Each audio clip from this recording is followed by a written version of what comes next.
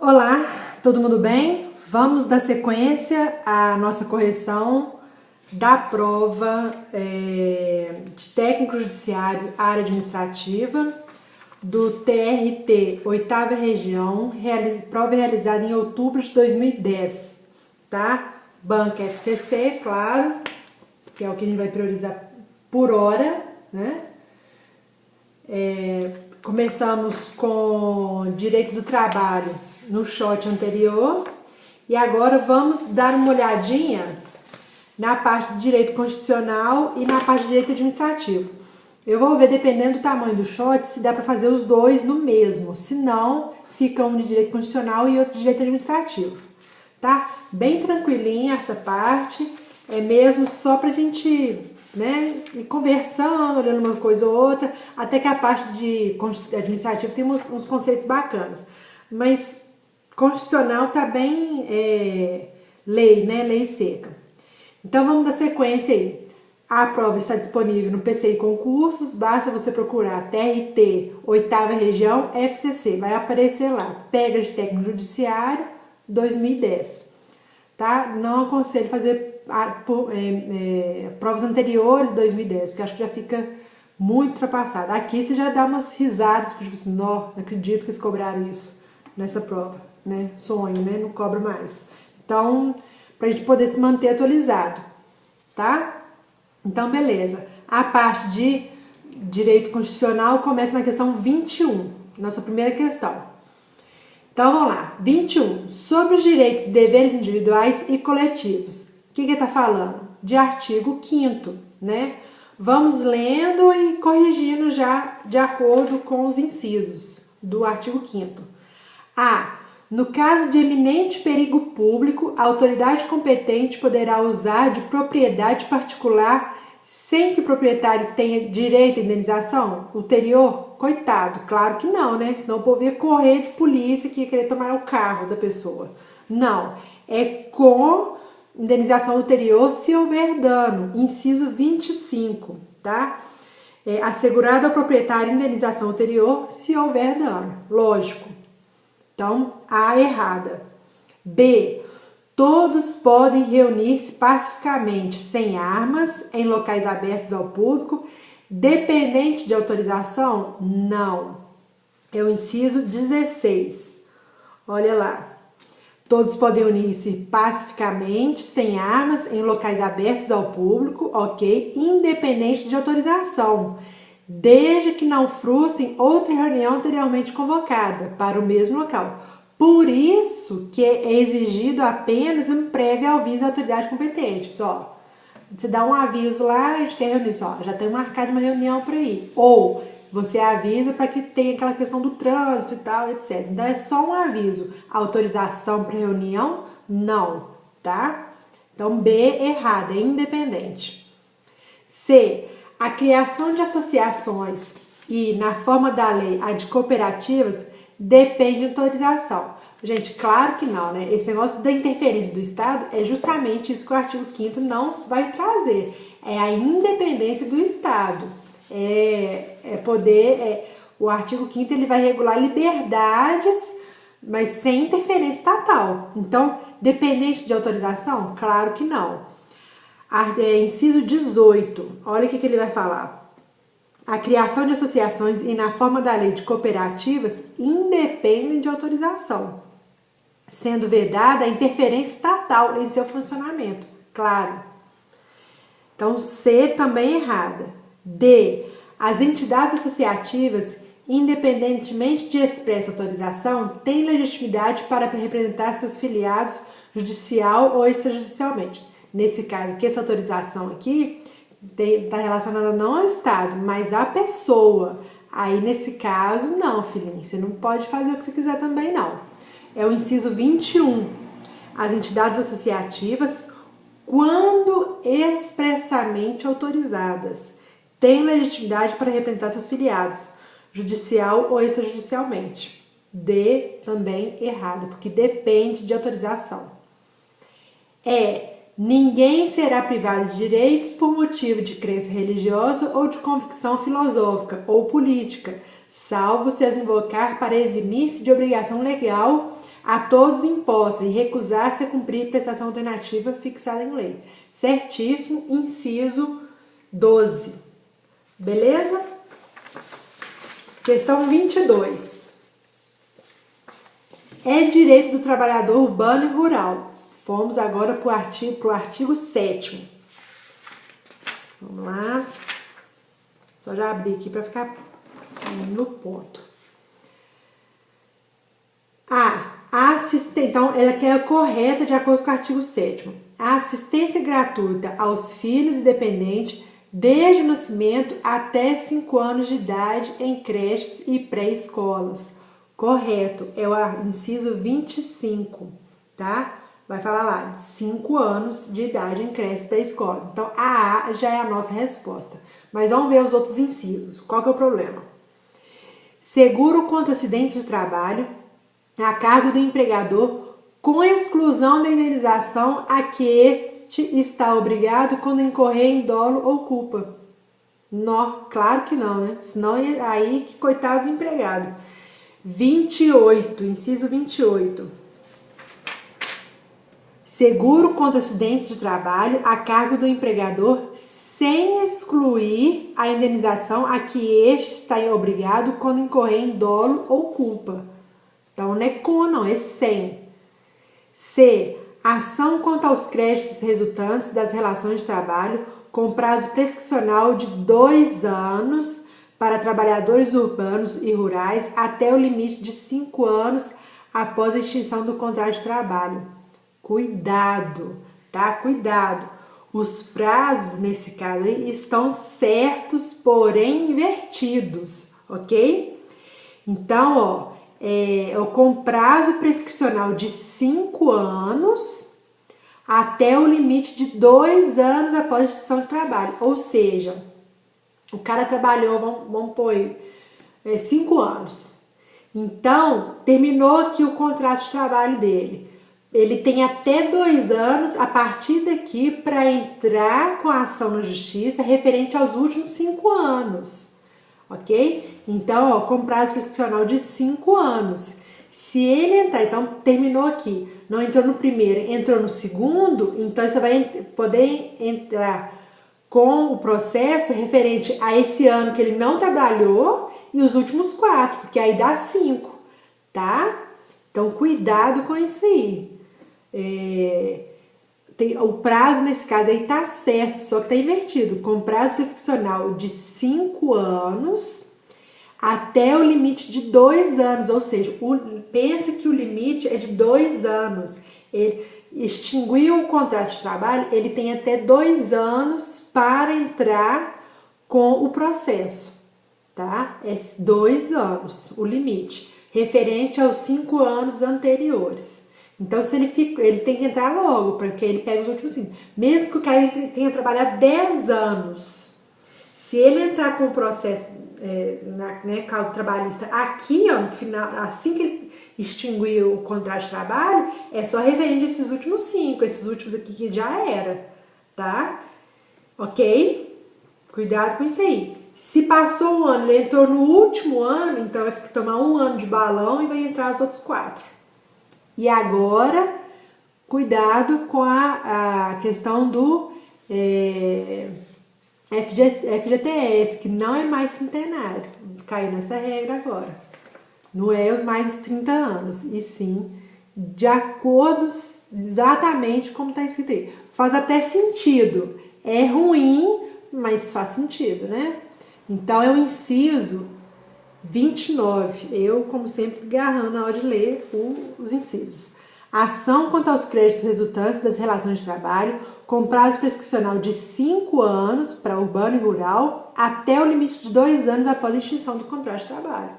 Beleza? D. Então, C errada porque inverteu. E a E, vamos falar de uma vez? Tá errado. Falou 3 anos e 5. Errado. Então, a C e a E estão erradas, né, do mesmo motivo. Errou os anos aí. E a D. Proibição de trabalho noturno, perigoso ou insalubre a menores de 18 anos. E de qualquer trabalho menores de 15 anos? Não, é 16. Salvo na condição de aprendiz a partir de 14 anos. Finalzinho tá certo. mas é de qualquer trabalho a menores de 16. Inciso 33. Vai falar, de qualquer trabalho a menores de 16, salvo na condição de aprendiz. Então, 22A. 23. Compete à União. Ah, esse aqui é muito bonitinho. Você gosta de competência da União. Compete à União, aos Estados e ao Distrito Federal legislar concorrentemente. Então, competência concorrente é qual artigo mesmo? Nós já falamos muito disso, hein? Você que está chegando aí do TRT, tem simulado de direito constitucional e direito administrativo. É para qualquer prova, façam. E eles estão aí, tá tudo aí. Não vai ficando em bobeira, não. Já falamos de muita coisa, tem muito material aí, tá? Então, para quem já assistiu, isso aqui tá, ó. É o artigo 24. A, B, C e D é artigo 22, que aí vai ser competência privativa da União, tá? Propaganda comercial, comércio interestadual, trânsito e transporte. Separa o trânsito e transporte aí, mas os dois estão no mesmo inciso. Tá tudo no artigo 22. Agora, procedimentos em matéria processual. Aí sim é concorrente.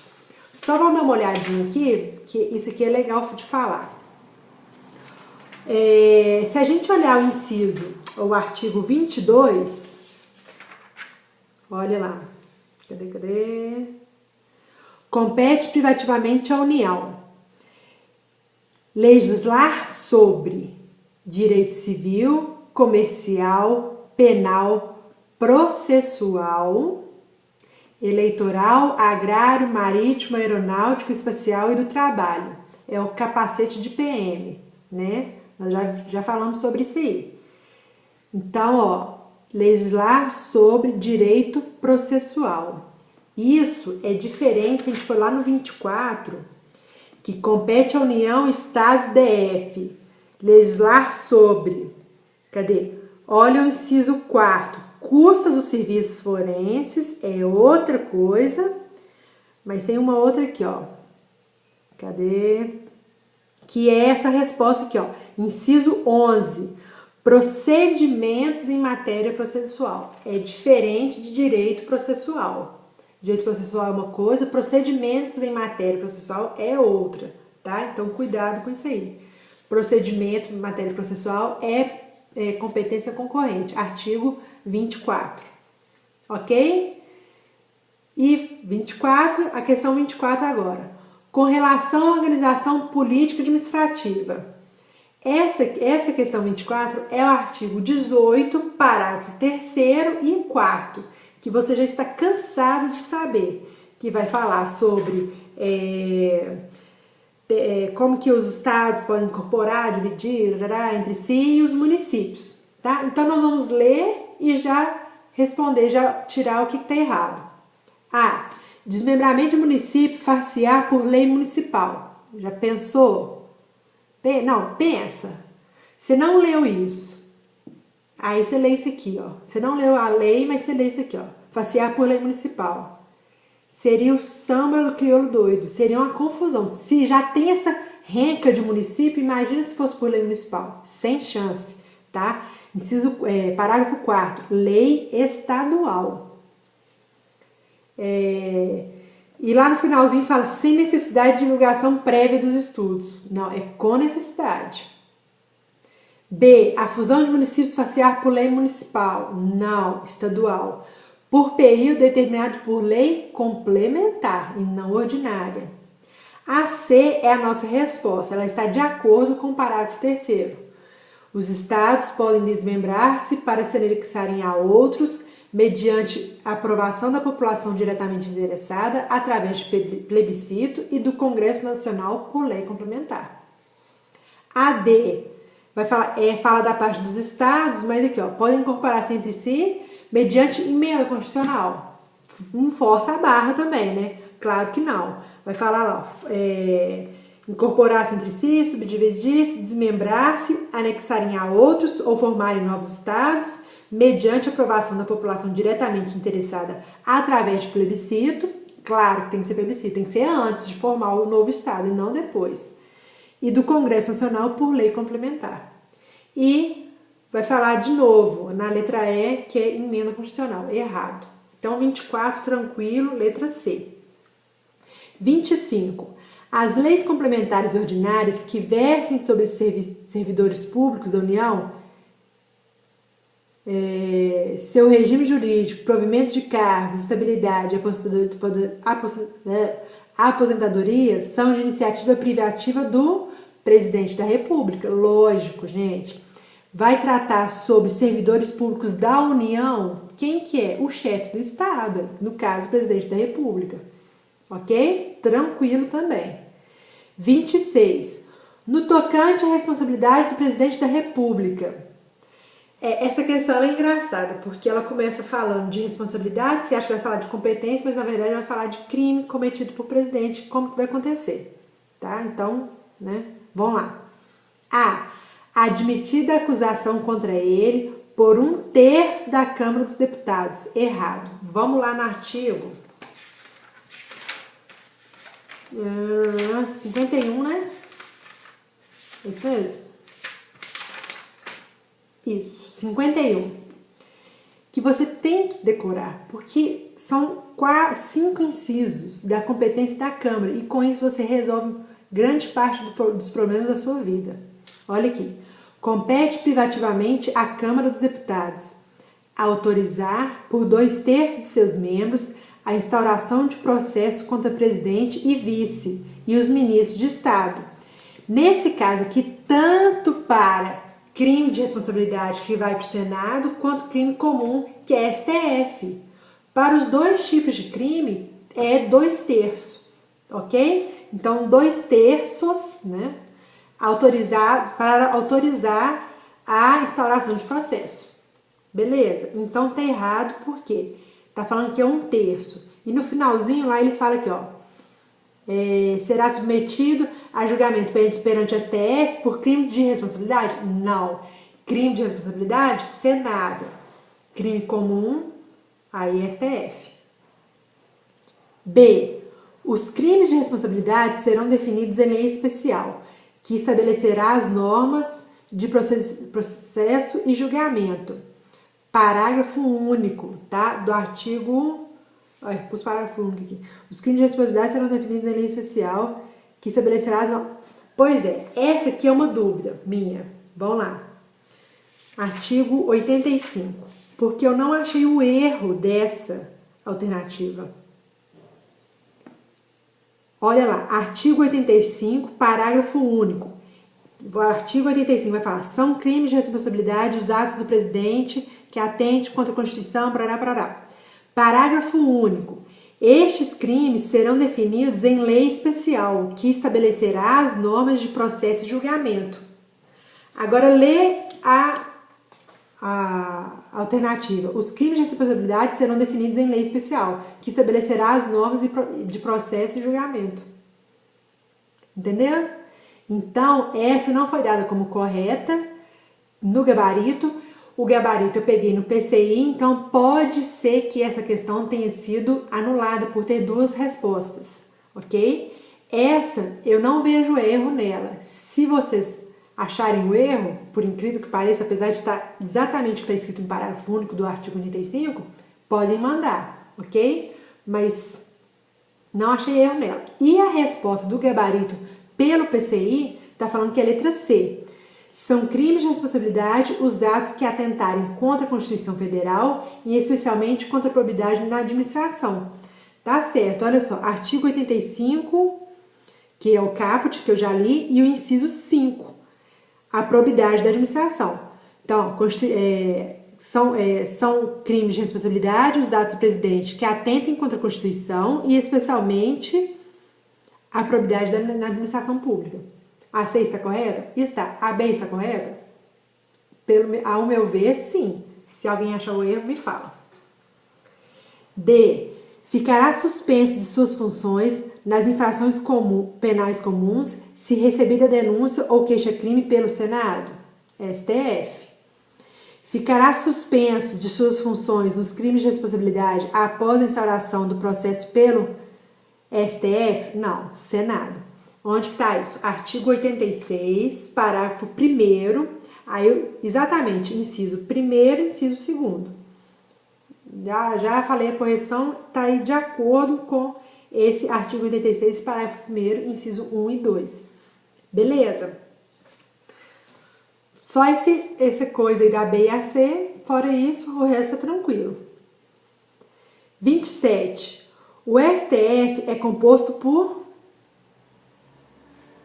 Fala sério, né? 11 ministros. Imagina se cai isso na sua prova hoje. Ao mesmo tempo que você fica feliz, você pensa, putz, eu e mais todo mundo acertou essa, né? Não é possível. Artigo 101 da Constituição. 28. Compete ao STJ processar e julgar originalmente. Essa aqui foi chata. De toda a prova de direito constitucional, essa foi a mais chata, tá? Por quê?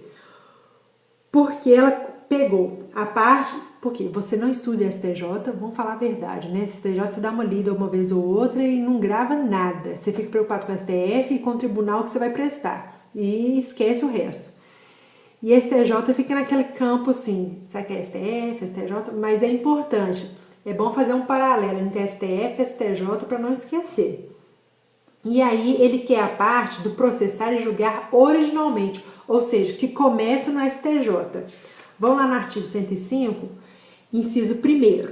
No inciso 1º vai trazer processar e julgar originalmente, ou seja, os casos que começam no STJ. Beleza? No inciso 2º, vai falar em julgar em recurso ordinário, ou seja, que chega para o STJ como recurso. Agora, o inciso 3º vai falar em recurso especial, que aí é um casinho ou outro lá. As alternativas A, B e D, A, C e D são recursos ordinários. A alternativa A é o inciso A, a linha a alternativa C é a linha B e a alternativa D é a linha C. Então, o que você vai fazer? Tem algum erro? Não, não tem erro. Só não está de acordo com o que foi pedido. Alternativa A, C e D é recurso ordinário. A é a linha A C é a linha B e D é a linha C. Tá até na ordem. A letra E é recurso especial. Só que essa E se eliminou logo de cara porque tá escrito em recurso especial. O cara não se deu nem o trabalho de tirar isso aí, pelo amor de Deus, né? Então essa aqui se eliminou, mas está escrito em recurso especial. E está correto de acordo com o texto? Está, ok? Agora, a B é sim, originalmente, competência do STF, que vai ser ao artigo 105, inciso 1, a linha F. Os mandados de segurança e habeas data contra atos de ministro de Estado, comandantes da Marinha, do Exército e da Aeronáutica ou do próprio tribunal. Certo? Mentira, eu li, olha só, eu tô tão doida que eu li a alternativa B e li a linha B. Não, é a linha F. Reclamação para preservação de sua competência e garantia da autoridade de suas decisões. É uma coisa bem assim, né, positiva, né? Bem firme, né? Estabelecendo bem ali sua competência. Então, a B, vamos lá, a alternativa B é a linha F e está de acordo com o que foi pedido no enunciado da questão. O resto está certo? Está. Só que são outras categorias de competência. A, C e D, recurso ordinário. E, como a própria alternativa fala, recurso especial. Beleza? 29. Vamos ver aqui. Não sei se eu corrijo. Vamos lá. 29. O CNJ, o Conselho Nacional de Justiça, é composto, além de outros membros, por... Muito tranquilo, porque eu vou te dar uma dica, não sei se você prestou atenção nisso. Você é inteligente, com certeza você pegou essa dica, mas para quem ainda não pegou, se você for lá no artigo 103b, que vai falar da composição do CNJ, né? Compõe-se de 15 membros, com mandato de 2 anos, admitida uma recondução. Da linha do inciso 1 até o inciso 11, ou seja, 11 pessoas, é uma pessoa. Cada um vai trazer uma só. Um de TST, um não sei de onde, um não sei de onde, um do STF, blá, blá, blá, blá. Então, é um. Então, já deu 11. Depois, eu tenho 2 advogados, 2 cidadãos. Deu os 15. Acabou. Fechou a conta. Então, toda vez que aparecer 2 juízes federais, está errado, porque é um juiz federal. Quando aparecer 2 juízes TRT, tá errado, porque é um juiz. Não importa se indicou, escolheu, sorteou, não. Apareceu 2, tá errado. Então, eu já fui cortando assim. 2 juízes do trabalho, TST, errado. É um juiz. 3 advogados, aí não fecha a conta. Não, é 2 advogados. E B, um juiz TRF indicado pela STJ. Ah, mas eu não tenho certeza se foi indicado pelo STJ, não sei. Meu filho, olha as alternativas. 2, 2, 2, 3. Tá errado. Um juiz TRF, ótimo. E no caso vai ser sim, porque TRF, né, tá subordinado ao STJ, né? Então, tranquilo. 29, letra B. Ok? Então, matou a questão assim. 30, a questão 30, nós temos um shot falando, né, mostrando um macete para gravar esses crimes aqui que aparecem no artigo 5º. Se você não assistiu, assista. A não ser que você já esteja fera, então nem precisa, ok? Vai fazer outra coisa, né? Mas se não gravou, tem um shot sobre isso. Então, para quem já assistiu, tá tranquilo. Segundo a Constituição Federal, constitui crime imprescritível a prática de... Então, você já sabe que inafiançável é R, H e TTT. Você já sabe que os três, digamos aí, os grupos, né, R, H e TTT, são o quê? Inafiançáveis. Porém, R e H andam junto. E TTT é o quê? Carinha feliz, corta. Insuscetível de graça e anistia, ou seja, não tem perdão. TTT, tortura, terrorismo, tráfico, não, cara, não tem perdão. Então, é o único que não vai ter anistia ou graça, suscetível de graça ou anistia. E como R, que é de racismo, e H andam junto, então eles são o quê? Imprescritíveis, certo? Então, o que tem que aparecer? Ou racismo ou ação de grupos armados, que é o nosso H. No caso aí apareceu racismo. E na letra A, B e E é o nosso TTT. E TTT é inafiançável e insuscetível de graça ou anistia. É a carinha feliz cortada, não tem perdão. Muito tranquilo. Artigo 5º, inciso 42. Tá? Tranquilo. 28 minutos. Vamos para o direito administrativo, porque eu acho que vai ser rapidinho também. Tranquilo? Respirou? Tomou uma água? Vamos embora. 31. A competência administrativa, em regra, enquanto requisito do ato administrativo, gente, tranquilo demais, né? Decorre da lei. Decorre da lei. Por isso que competência tem aqueles critérios lá. A competência é de exercício obrigatório, é irrenunciável, é intransferível, é imodificável, é imprescritível e é improrrogável. Vou repetir, mas aí é um vídeo, né? Você pode voltar aí, mas eu vou repetir. Então, a competência é de exercício obrigatório, irrenunciável, intransferível, imodificável, imprescritível e improrrogável. Agora, cuidado, eu falei que ela é irrenunciável e intransferível. A competência não se transfere. O exercício, aí é outra história. Aposto que você já... Opa, calma aí você. A competência, ela é intransferível, porque ela decorre de lei, mas o exercício pode ser transferido. Por meio de quê? Delegação ou avocação, quando o superior chama aquele exercício, mas é temporariamente. Então, o titular daquela competência, isso não se transfere. Agora, o exercício daquela competência, aí sim pode ser transferido por meio de delegação ou avocação, ok? Tranquilo, né? Beleza, então a titularidade não se transfere, por isso que ela é irrenunciável e intransferível. Eu não posso abrir mão dessa competência, eu também não posso transferir ela. O que eu posso fazer é transferir temporariamente o exercício de uma determinada função, ok? De uma determinada atividade. Tranquilo? Por quê? Porque decorre de lei, então é vinculado. A lei fala assim, olha, no cargo tal, tem essa competência, é competência, sei lá, vamos colocar aqui, é competência do presidente. Tá lá, é vinculado, tá?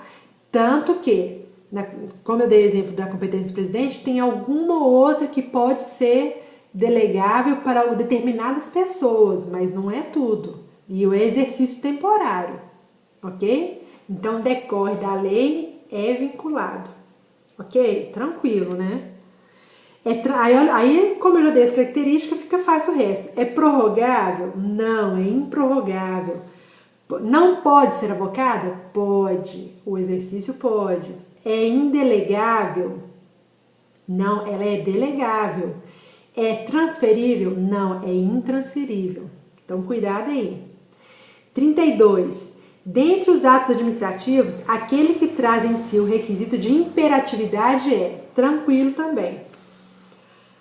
A licença e a autorização, elas decorrem do poder de polícia, né? É um ato negocial ali que quando a pessoa cumpre os requisitos, a administração pode dar autorização ou deve dar a licença. Nós já gravamos um short sobre isso. Por quê? Porque a autorização, ela é discricionária, a licença não, a licença é vinculada. A pessoa atendeu determinados requisitos que a lei pede, então a administração ela vai dar essa licença. Agora a autorização não, a autorização é discricionária. A administração pode ou não dar aquela autorização. E esses dois atos aqui, ó, elas são dentro do poder de polícia. O atestado, que é na letra B, e o parecer, que é a letra E, é atos enunciativos. A administração só vai falar assim, ó, declaro que fulano, blá, blá, blá, atende os requisitos, ela não tem nenhum poder de decisão ali, ela só está relatando algo que é fato. Agora, o decreto é imperativo, ok? Um ato de decreto é imperativo. Tranquilo isso aí também, né? Assiste o shot de poderes da administração pública que tá bacana. 33, parece, né, tá parecendo Faustão, né? Toda hora faz uma propaganda de um trem. Não, mas é porque, realmente, porque é uma escala, é uma cadeia. Então, se eu ficar repetindo tudo que nós já temos arquivado, quem já tá acompanhando, fica assim, pô, você tá falando isso de novo. Então, não é justo. Então, quem tá chegando agora, assista, vale a pena. 33. O revestimento exterior. Olha aí, o revestimento exterior do ato administrativo, necessário à sua perfeição, é requisito conhecido como forma, gente. A palavra-chave está aí, ó, revestimento exterior, é a forma. Lembrando que, deixa eu só pegar uma caneta aqui e anotar um negócio aqui, ó. Requisitos, a gente não falou disso, mas disso aí não tem shot, mas eu vou gravar um shot de atos administrativos. Tem de poderes, não tem de ato. Requisitos do ato administrativo: competência, objeto, motivo, finalidade e forma. Deixa eu fazer de canetinha aqui para ficar melhor para ver. Então, ó, Competência, objeto, motivo, finalidade e forma. Esses são os requisitos do ato administrativo. É o nosso CONFIFO, ok? Então, competência, objeto, motivo, finalidade e forma. É o CONFIFO, você não esquece mais, ok? Agora, requisito é diferente de... como é que fala? Nossa palavra, atributos, que é presunção de legitimidade e veracidade, imperatividade, tempestividade, auto-executoriedade. Aí é o nosso PITEI. Presunção de legitimidade e veracidade, imperatividade, tempestividade, tipicidade, presunção de legitimidade e veracidade, imperatividade, tipicidade e auto-executoriedade, nosso PITEI, tá? Então isso aqui, ó, é requisito, isso aqui é atributo. Requisito, ou seja, para que o ato seja perfeito, ele tem que atender esses requisitos. Agora, pressupõe-se que o ato perfeito tem esses atributos, essas qualidades. Tanto que eu, cidadão, para alegar que um ato é ilegal, cabe a mim o ônus da prova. Porque pressupõe-se que o ato é legítimo. Porque ele tem o atributo, né, de princípio de legitimidade, presunção de legitimidade. Entendido? Então, se eu alegar, esse ato é ilegal, então prova isso que você está falando, porque nós pressupomos que esse ato, ele tem como atributo a legitimidade. Então, cabe a você o ônus da prova. Então, isso aqui é atributos inerentes ao ato. CONFIFO é requisito para que o ato seja formado, para que ele seja perfeito, ok? E quando fala em revestimento exterior, é a forma. Tranquilo? Beleza, né? 34. Considerada a classificação dos atos administrativos. Aqueles, ato aqui choveu, né? E continua chovendo. Não é porque de 2010 é que parou, continua chovendo. Eu vou ler o conceito e aí depois a gente fala qual que é, né, a que se aplica esse conceito. Então, são aqueles que já produziram todos os seus efeitos, tornando-se definitivos e irretratáveis. Poxa, se já produziu os efeitos, são definitivos e irretratáveis, são atos o quê? Consumados, acabou. Já produziu os efeitos, não tem nem que falar em revogação, você vai tirar algo que já produziu o efeito, que já consumou, acabou, tá? Tornando-se definitivos e irretratáveis. Então, A não é perfeito, é consumados. B, são atos que a administração pratica sem usar de sua supremacia. Aí poderia ser ato enunciativo, porque ela não tem que usar ali da sua supremacia, ela só declara ali algo que já que é fato, que a pessoa ali tem um direito, alguma coisa, nada demais.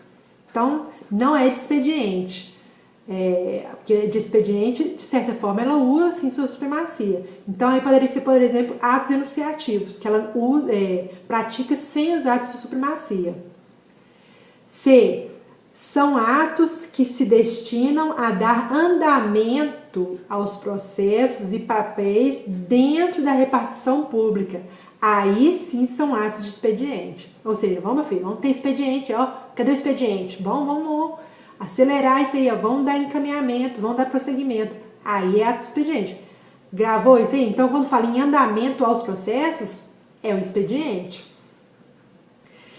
D. São os atos que estão em condições de produzir efeitos jurídicos porque já completou todo o seu ciclo de formação, ou seja, são atos perfeitos. Já ia falar, né? Então, já produziu, já está em condições de produzir seus efeitos porque ele está perfeitinho, ele está completo. Já completou, passou por todas as fases para a sua formação. Então, são atos perfeitos e não consumados. Tá errado isso aí. E de império são atos que praticados pela administração, usando dos seus poderes e prerrogativas de autoridade. É claro que são atos de império, né? De imposição ali. Tranquilo. Então, 34, letra E. Boa para poder fazer essa brincadeirinha igual a gente fez. Lê o conceito e vê de quem que é. E aí vai corrigindo. 35. O servidor público que deixa de acatar as ordens legais de seus superiores e a sua fiel execução infringe o dever de... Filho, como você cobra uma questão dessa, você fica assim, não, coisa esquisita. Vamos trocar aqui, ó. O filho que deixa de acatar as ordens de sua mãe e a sua fiel execução infringe o dever de obediência, né, minha gente? Pelo amor de Deus.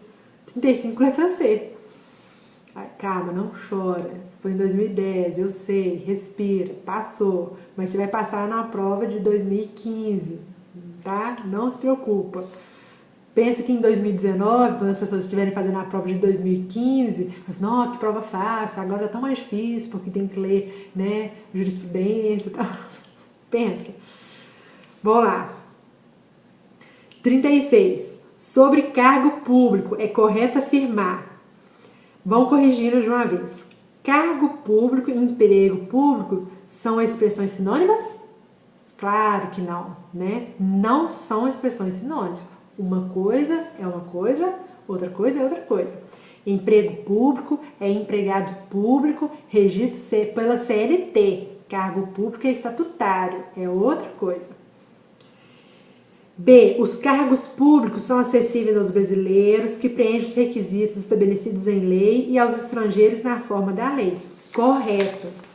Eu acho que para essa questão você poderia usar tanto o artigo 37, só confirmar aqui, quanto a 8.112. Aqui, ó, no 37, inciso 1º fala: os cargos, empregos e funções são acessíveis aos brasileiros que preenchem os requisitos estabelecidos em lei, assim como os estrangeiros na forma da lei. Tranquilo. Ótimo. 37, inciso 1º. C. Cargo em comissão pode ser promovido em caráter permanente? Claro que não, né? D. Nem todo cargo tem função, mas toda função corresponde a um cargo. Essa brincadeirinha já voltou nessa prova. Não foi nem... Não, uma outra prova que nós vamos corrigir, a próxima. Olha, nem todo cargo tem função? Não, todo cargo tem uma função. Não vai criar um cargo que não tem uma função. Não existe isso. O cargo criar de nada, ele vai ficar lá sem fazer nada. Não existe isso, tá? Nada a ver. Então, cuidado com isso aí. Letra E. A criação de cargo pode ser feita por decreto do chefe do Poder Executivo. Boa! Vamos dar uma olhadinha lá no 83. Artigo 83 da Constituição. Deixa eu achar aqui.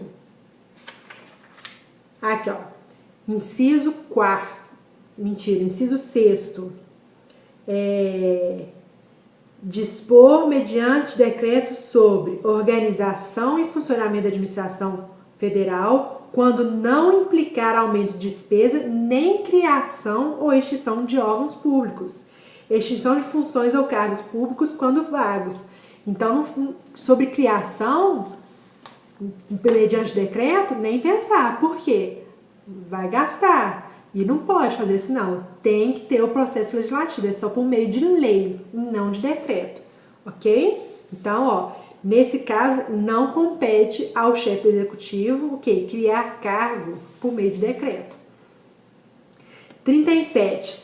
As funções de confiança serão exercidas por servidor. Essa aqui não tem nem muito o que ver, não. A resposta da 37 vai cair direitinho na letra D. Exclusivamente por servidores ocupantes de cargo efetivo.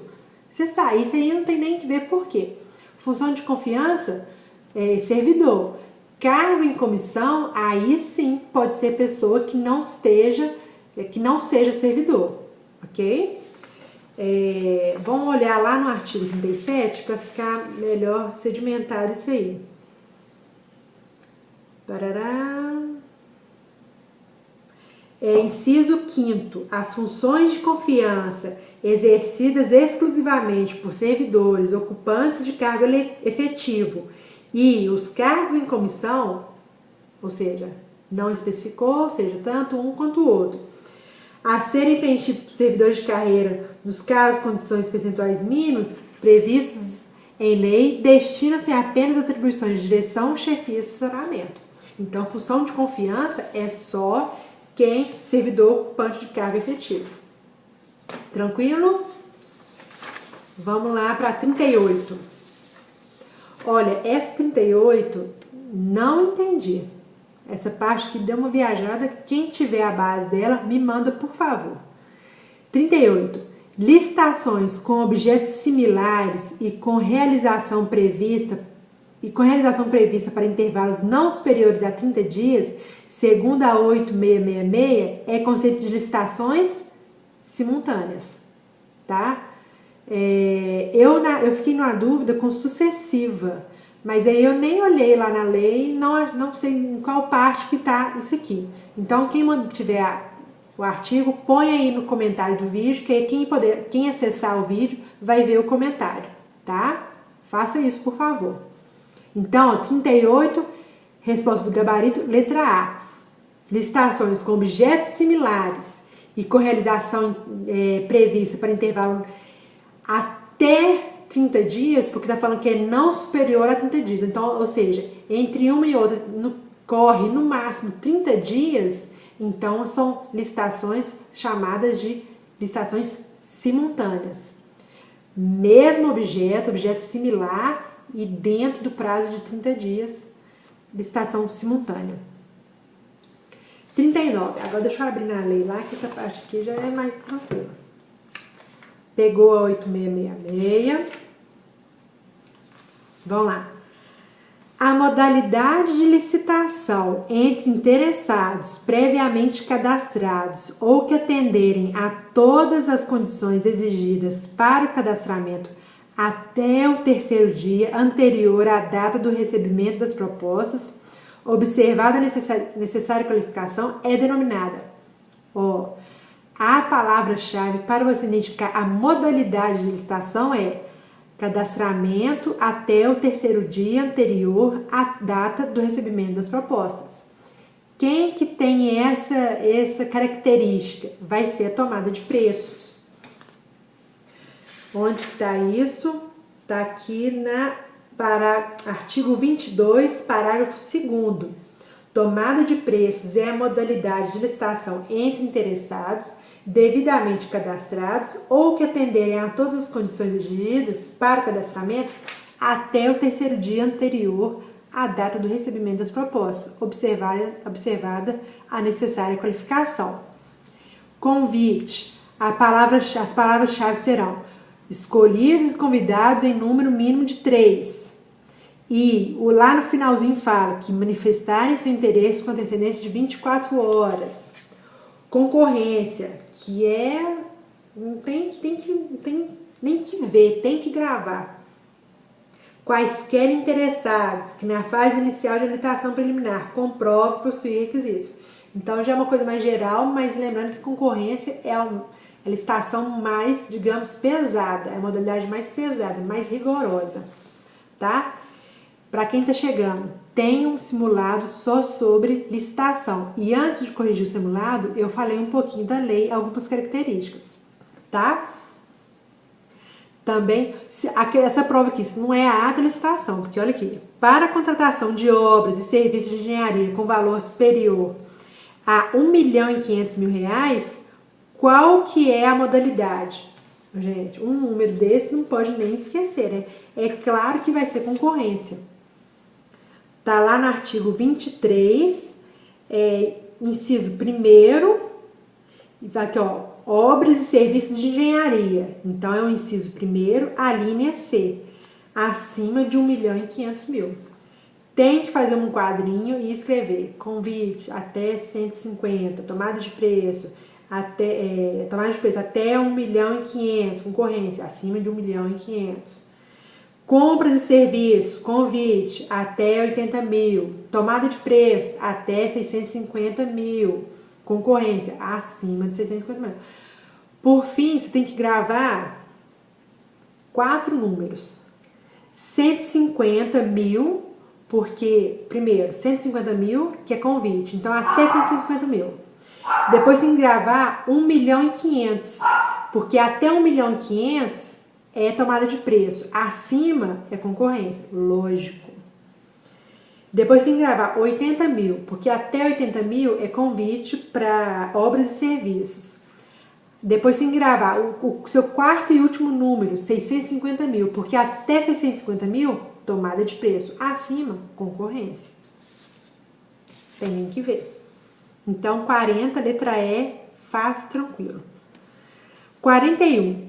Os contratos administrativos típicos diferenciam-se dos contratos privados, dentre outras características, pela o que a administração tem no seu contrato, que é de direito público, que vai se destacar em relação ao contrato privado.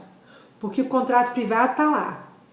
Ó, você tem direitos e obrigações, eu tenho direitos e obrigações, a gente tem que cumprir, Agora, a administração pública não.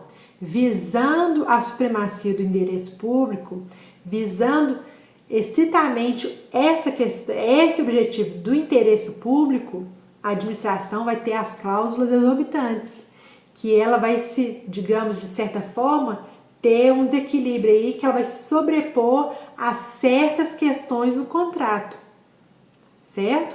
Então, a imposição de cláusulas exorbitantes são cláusulas que se diferem do direito privado porque a administração impõe a sua soberania mediante o quê? O seu objeto, que é a supremacia do interesse público.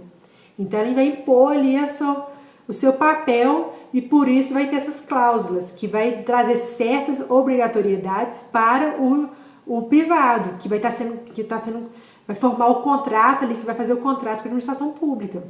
Então, muito tranquilo.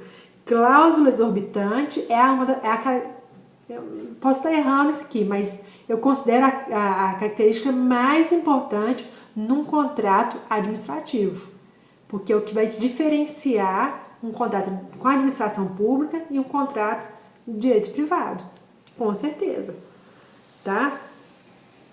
Presença de pessoas jurídicas como contratantes.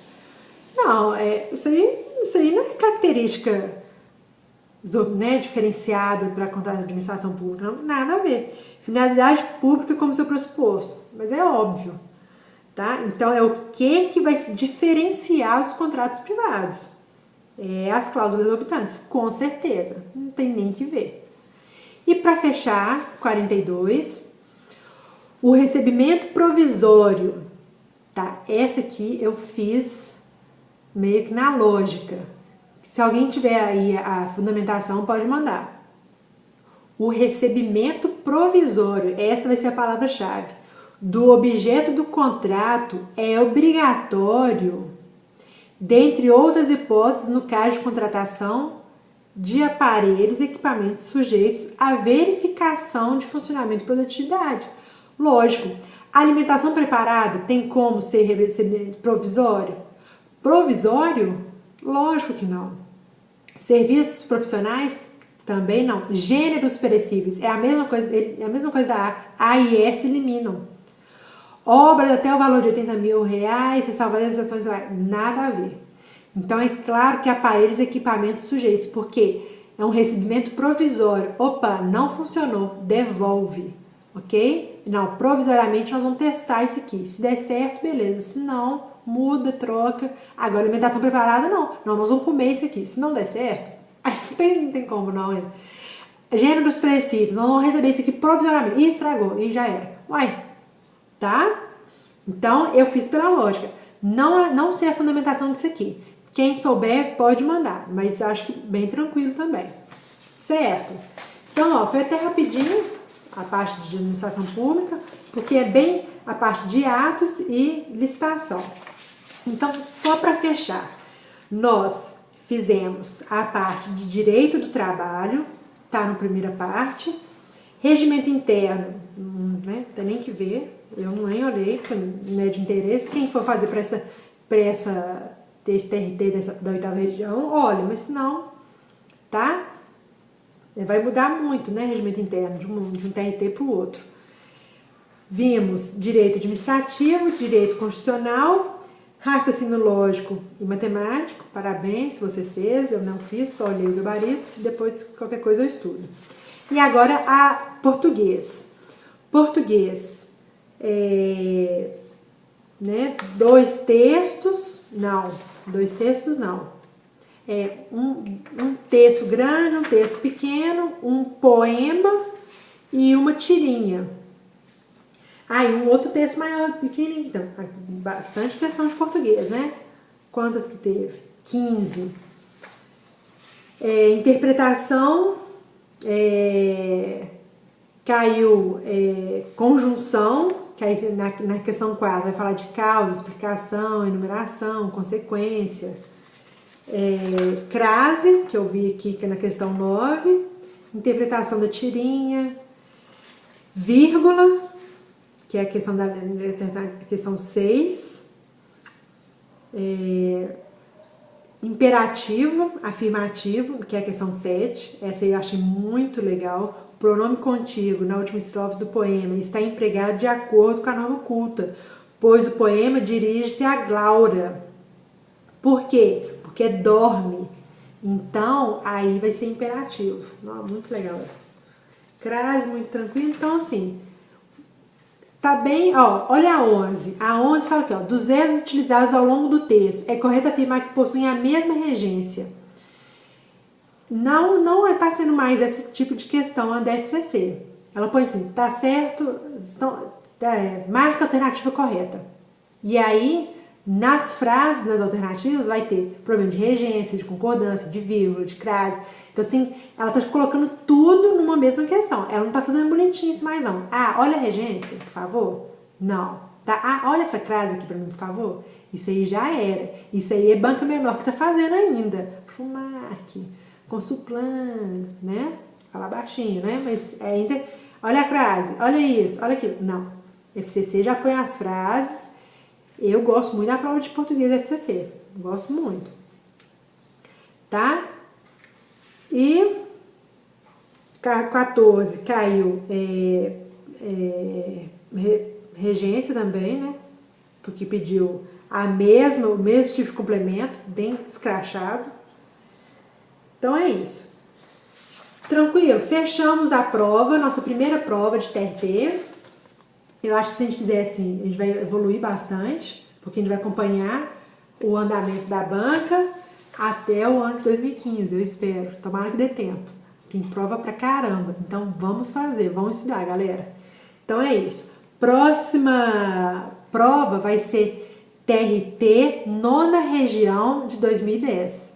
Tanto tem técnico quanto analista. Então peguem a prova, vamos fazer, que aí semana que vem eu começo a corrigir com vocês. Beleza? Um abraço e até mais.